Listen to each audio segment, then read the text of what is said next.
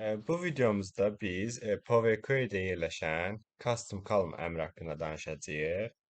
Custom column bizə mövcud sütunlardan istifadə edərək formul yazmaq və yeni sütun yaratmağa imkan verir. Custom column column from examples'ın fərqi nədir? Bu hissədə biz column from examples'da nümunələrə əsasən yeni sütun yaradırıq və formula yazmağa ehtiyac yoxdur. Custom column-da isə biz formula yazırıq və ona əsasən yeni sütun yaratmış oluruq. Custom column-a daxil olaq. Bu hissədə yeni yaranan sütuna ad veririk. Burada formulamızı yazırıq. Bu isə bizdə sütunlarımızın adının olduğu hissədir. 2 dəfə klik edərək bu hissəyə ata bilərik və ya sütunu seçib insert-ı basa bilərik. Burada bir çox formulalar yaza bilərik. Məsələn, 2 və daha artıq sütunu birləşdirə bilərik. Ona görə də birinci sütunumuzun adını seçirəm. Daha sonra bu işarə bizdə iki mətni birləşdirmək üçün istifadə olunur Power BI-də. Bir ayrıc yazıram və daha sonra yenidən bu işarəni qoyub, məsələn, market kodunu seçirəm. Burada biraz boşluq qoyum. Və gördüyünüz kimi heç bir error yoxdur yazır. OK basıram və yeni sütun yaranmış oldu. Mən özüm ad təyin etmədim, yəni adını da oradan təyin edə bilərik. Daha sonra biz nə edə bilərik? Bu hissədə market kodunda rəqəmi koddan ayıra bilərik. Bunu isə hazır funksiyamızdan istifadə edə bilərik. Text before delimiter. Bu haqda öncəki dərslərimizdə danışmışdıq. Bunu isə indi formula şəklində yazacağıq. Market kodu sütununu seçirəm və bizdə ayrıc nöqtə idi.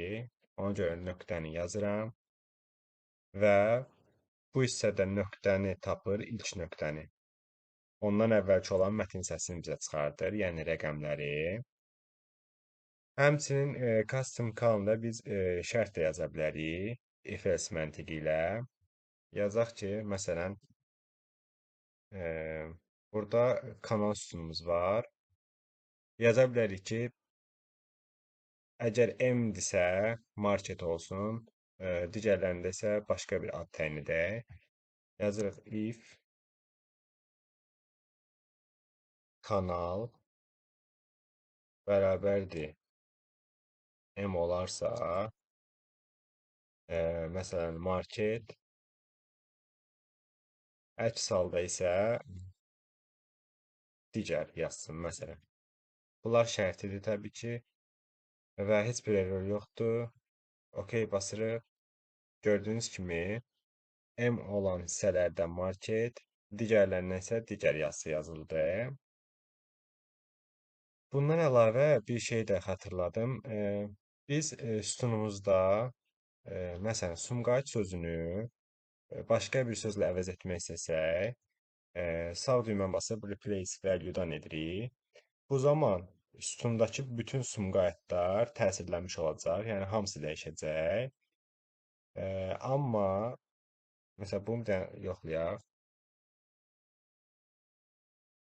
Biz hamısını böyüklə yazaq məsəl üçün. Deyək ki, bu dəyişiklik etmək istəyirik.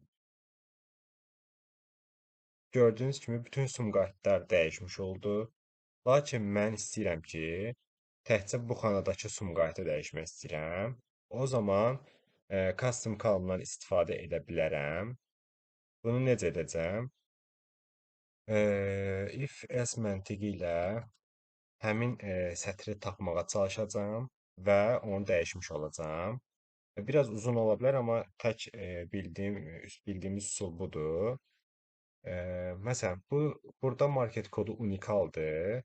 Təkcə bunu yazsaq belə düzələ bilər. Lakin unikal olmasa, 2 dənə, 3 dənə şərt də yazıb tapa bilərik. Məsələn, market kodu yazıram. Market kodu bərabərdir 599.r. Əgər bu unikal olmasa, yenidən yaza bilərəm ki, kanal bərabərdir kanal bərabərdir M olsa, bizə o zaman versin Sumqayıt, hamısını böyüklə yazaq. Sumqayıt. Əks halda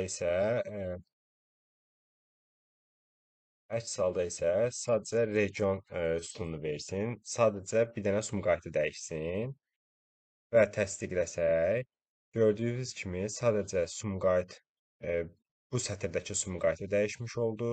Digərləri olduğu kimi qaldı və biz bu sütunu silib, bunun adını dəyişib, bunu artıq istifadə edə bilərik. Bu şəkildə tək bir xanadakı dəyəri əvəzləmiş ola bilərik.